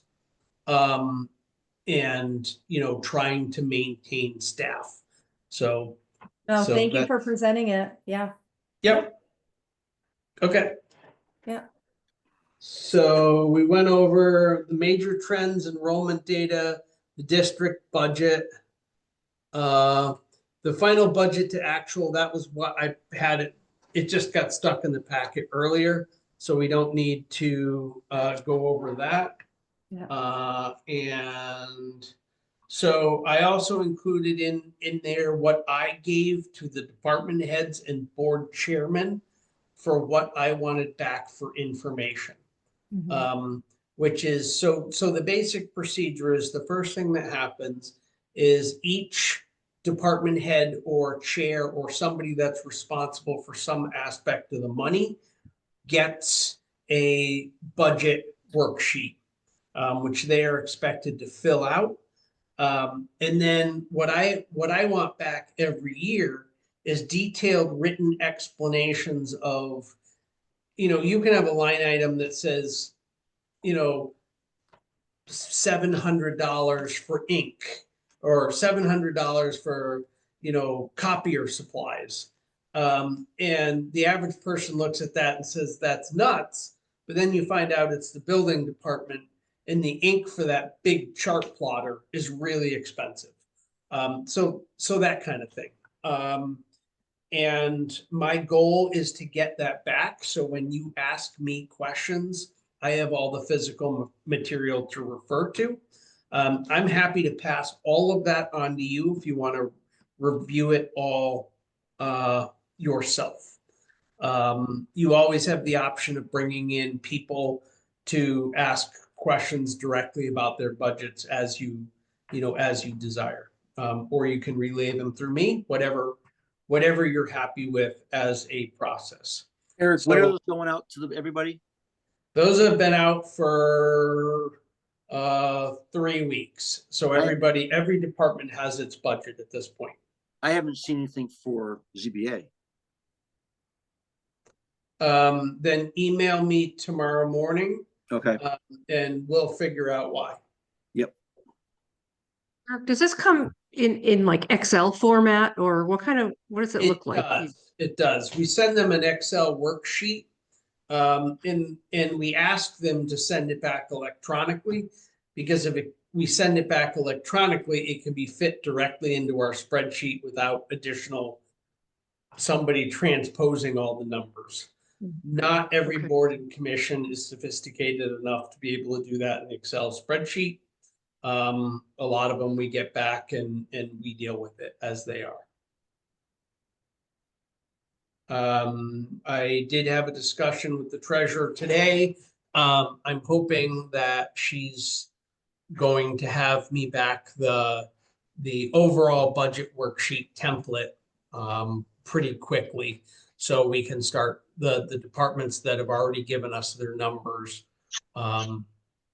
You know, And the other thing is the other thing I always ask is for them to let me know what numbers are verified and what numbers, are uncertain.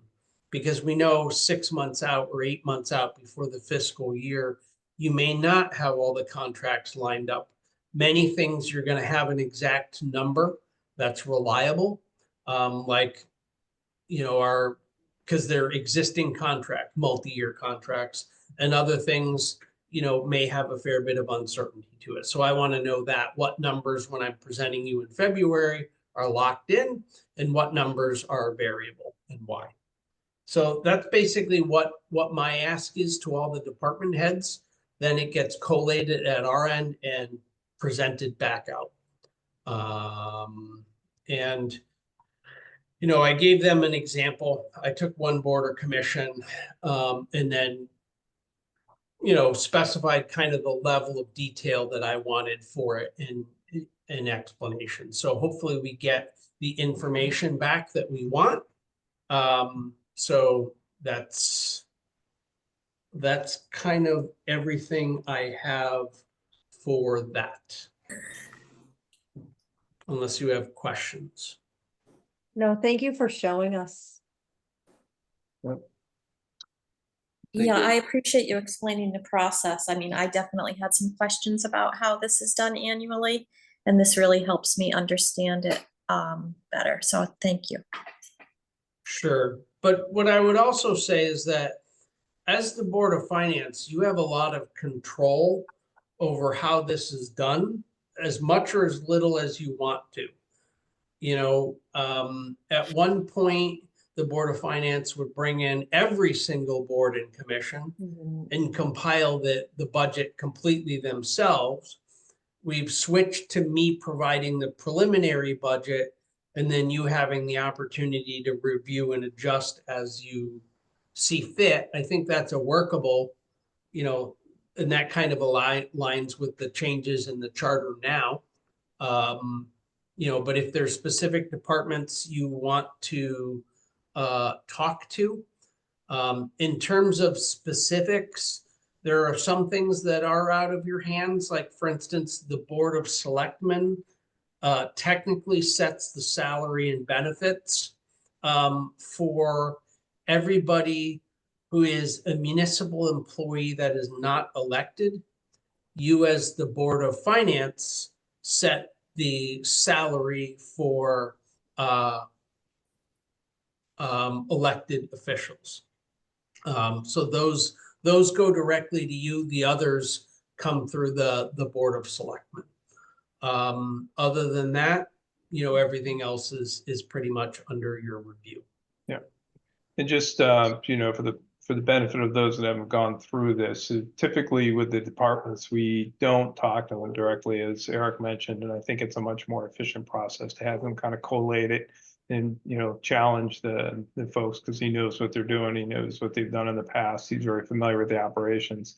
Some of the exceptions have been usually Department of Public Works. That's a big spend department. So sometimes, especially if they're looking for equipment funding or something like that in advance, we'll have Jay come in, and he and Eric will talk about some of the, if they have some big changes. We've also had the fire department come in. Fire because department. That's a big cost item, and often something that we need to allocate significantly capital and other expenditures to. We'll be looking at that tomorrow night, I think. And RAM, obviously, he's. Yeah, and RAM, Yes. and the AES, of course. And Vail. Right. I mean, Vail. RAM is big, but it's not part of our budget theoretically. Yeah, we it can't affects change our it up. budget. We can just put the But line on. he's always been kind enough to come. Yeah, no, but it's important to hear from them. Yeah. But That's why- like tomorrow CIP meets, and we are one of our agenda item. I glanced at it quickly. It's a significant expenditure for their turnout gear. So there's a thing that's going to be bubbling up, and then we're gonna be dealing with in this budget cycle Certain- probably, or at Certain least expenditure for what? Turnout gear. their turnout. I think it's their turnout gear. Eric, you can correct me if I'm wrong, but What it's is their that? gear. It's Turnout their gear is the equipment they wear. respirators and yeah. Once a everything. fire, their suits, their air tanks, Oh. all their apparatus. Some of their stuff is expiring. It has a certain shelf life. certain use life. And I think some of their stuff is up. Eric, how many years will you, and that's why I kind of like, I know you said you could get the worksheet or the spreadsheet rather, the budget spreadsheet to the boards, maybe the beginning of February, and then we would take a look at it. And at that time, if we had questions, maybe as a board, we would have a department come in if we needed to or decide then. But it's been mentioned to me before, so I want to make sure, how many years back will you show us for reference on the spreadsheet? Will we go a good couple years back?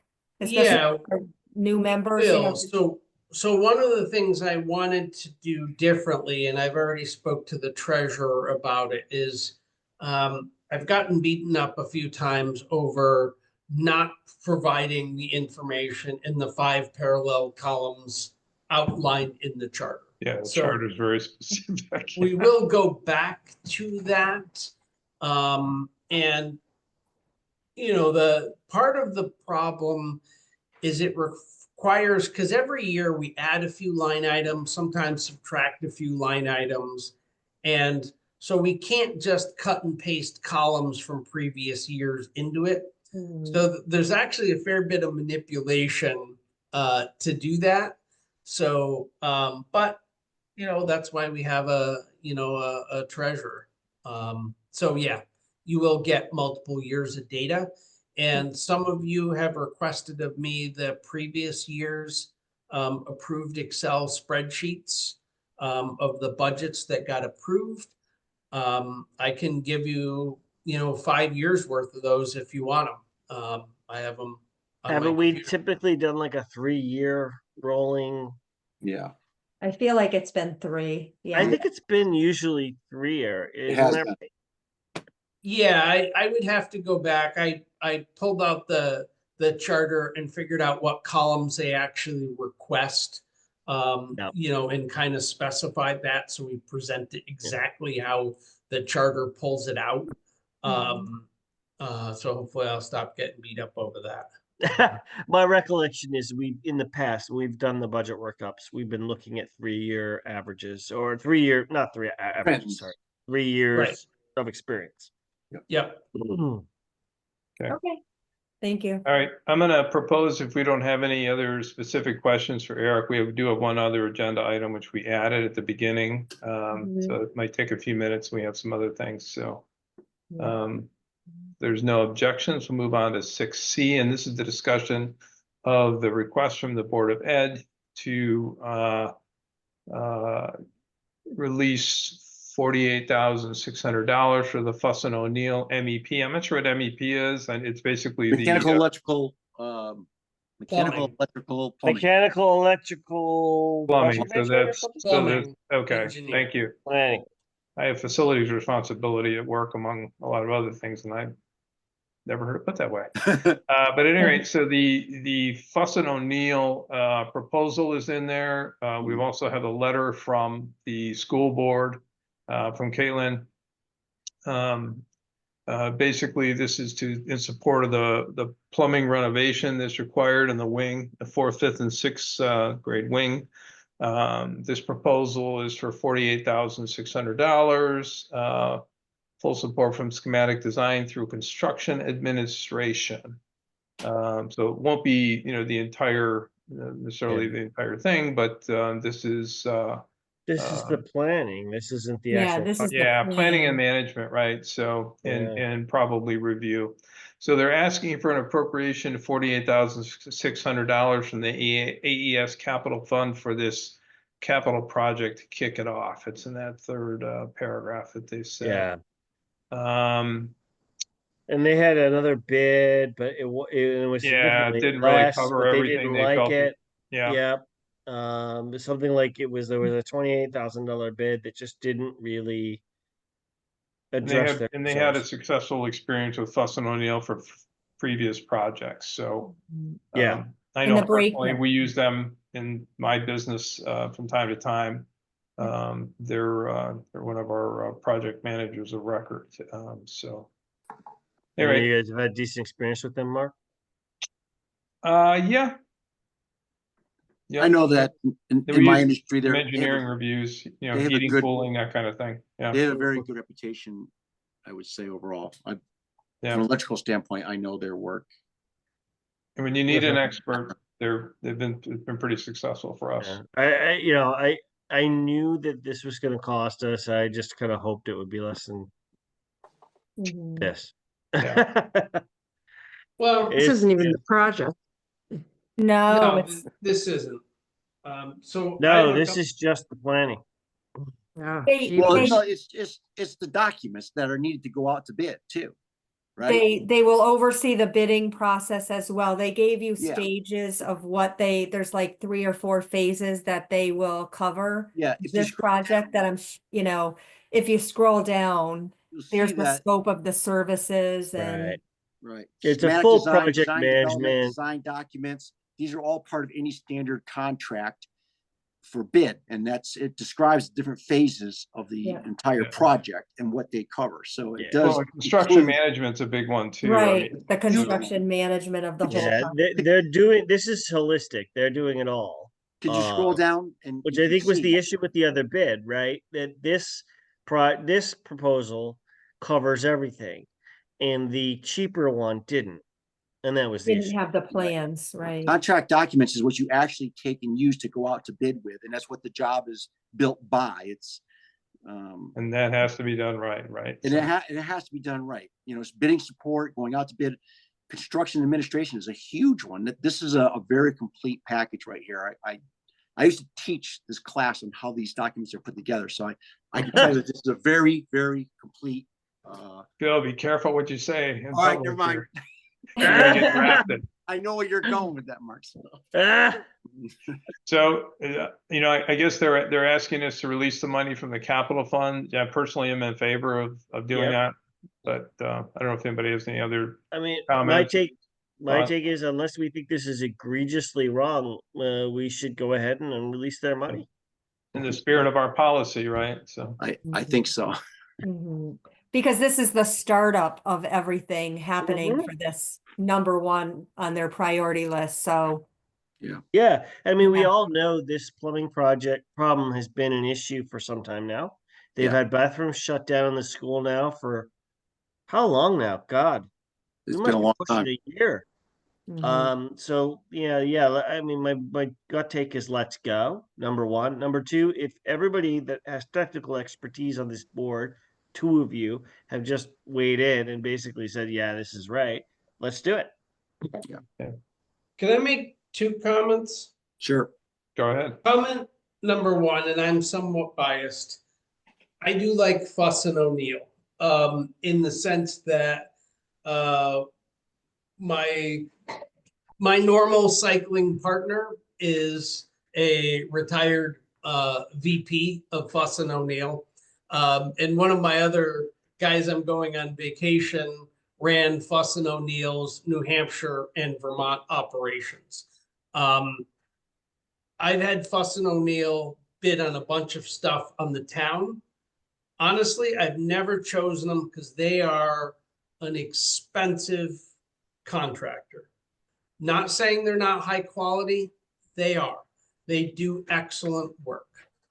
So I guess it's just a question of whether I mean, I would not hire them for the town's perspective, but maybe it's appropriate for the school. That's kind of your judgment. The other bid from AZ Engineering was, I don't know whether the school got any other bids. This is the only one they showed me. The contract documents and scope of work for AZ Engineering was, I think, $19,000. So That doesn't have construction management, right? On that one, Eric, is that true? There's no construction so management involved. it was limited construction management in terms of this agreement got you completely through the bid walkthrough, the development of the RFPs, help in selecting the contractor. But this is a little firm. It's not this is a 3-person operation. not Fuss and O'Neill, which is a really large operation that just bought a shiny new building in Hartford. So pluses and minuses to both. I am not opposed to you selecting, but just realize that you're paying for you're paying for a really good contractor, but you're also paying a premium to get it. And so just as long as you understand that, then that's not a bad. Yeah. I'd be happy to work I with guess Fuss as and O'Neill, far let's as- put it that way. As going forward, a company like Fuss and O'Neill, you're probably not gonna run into issues down the road. I don't know. I'll leave it at that. I just think Yeah. getting, I feel like there was Peace of something. mind. Oh, go ahead. I just think there's peace of mind going with a company like Fuss and O'Neill Yeah. that you might not get with a small firm like AZ, but I've never dealt with AZ. I don't know them at all. My only concern is whether the two bids are apples to apples. If That's they're all I not- wanted to say, Rob. They're not apples Yeah. to Not apples. apples to apples. This isn't my expertise, so I'm gonna sit back, but Caitlin did Yeah, make me us too. aware of saying that there was something in the plans, I don't have it called up on my screen, that maybe was lacking in the less expensive quote. Whereas I feel like she said something like, and that was maybe, I wish I had it in front of me. I had it It was up. like $28,000 difference for this, or a percentage of the plans Yeah. were it not said- included in the after- other. It says that the language she has in her letter is, after careful consideration, we determined that it failed to provide many things such as architectural plans. Thank you. The plans are estimated to be about 60% of the cost. Yeah. So, It's not an apples to apples. yeah, so. That's then my they'll- issue. they'll- Is if it was just a question of big firm with great reputation and small firm, uh, uh, I don't know. But if it's not apples to apples, if it's hard to evaluate it, especially for somebody like me who has zero expertise in this area. I am so deferring to anybody here who knows this stuff because I don't. I'm but a Well, humble history major who does and insurance I- claims. I would think that we would also defer to the judgment of the Board of Education. These are their Yeah. funds. If they really felt like they could get away and save some money, I'm assuming that they would do that. Yeah, I mean, it's their, they You know, would if we want to saw save them. something egregious in there, like, then I would be a little more concerned. But, they've made the judgment. It looks reasonable to me. I think that we defer to their judgment on this as long as we don't think it's, completely outlandish. That's my take. So I guess the next step would be that I could move that we So we can Go move, ahead we and, transfer appropriate money. we release the money at 48,600 from the capital fund. Right. So, all right, I'll go ahead and make that motion. I will move that we, in accordance with the request for the Board of Education, appropriate $48,600 for this particular capital project, or rather the engineering for this capital project, as per the request that we've received. Do I I want would- a second? I'll second that. Okay, Bill, we have further discussion? All those in favor say aye. Aye. Aye. Aye. Any opposed? Anybody abstaining? Okay, hearing none passes unanimously. Thank you. Cool. Okay, so I guess that takes us to our next agenda item, which is item 7, board open discussion. Is there anything else that the board members would like to discuss? I already mentioned mine. CIP meeting is tomorrow night. Wow. I've gotten a heads up just based on the, packet and everything that we have some stuff coming down the pike from the fire department for some expenditure. So just FYI, I really just quickly glanced at it. Eric could probably tell you the exact figures, but it looked like about $250,000 worth of turnout gear and stuff like that. Oh, I'll wait till after we have firm information, so. Yeah. But just FYI, we'll be talking about this tomorrow night, and then in our next meeting, we'll take it up for real. Okay, good, thank you. Anybody have anything else?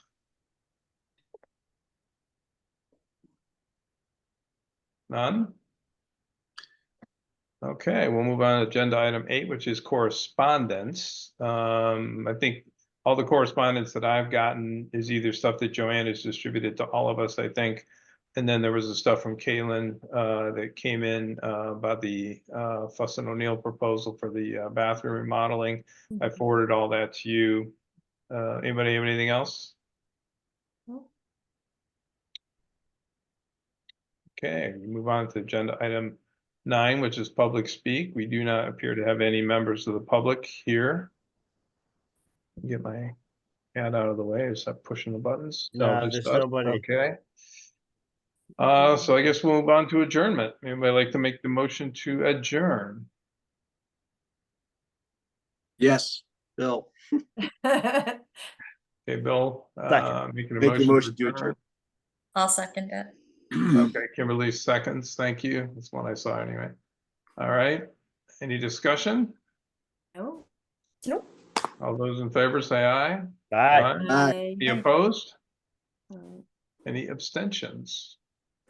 All right. Thank you very much, everybody. Long meeting for a December. We usually try to I keep this one know. short, Thanks but all. Happy a lot going holidays. Happy on. holidays. Joanne, Thanks. thank you for your Merry work. Christmas, on the everyone. board meeting and Merry everybody Christmas. else. Happy Have a great holidays. holiday and a great new Thanks, year. Eric, as always. We'll be in Yeah. touch. Thank you, Eric. No worries. Bye-bye.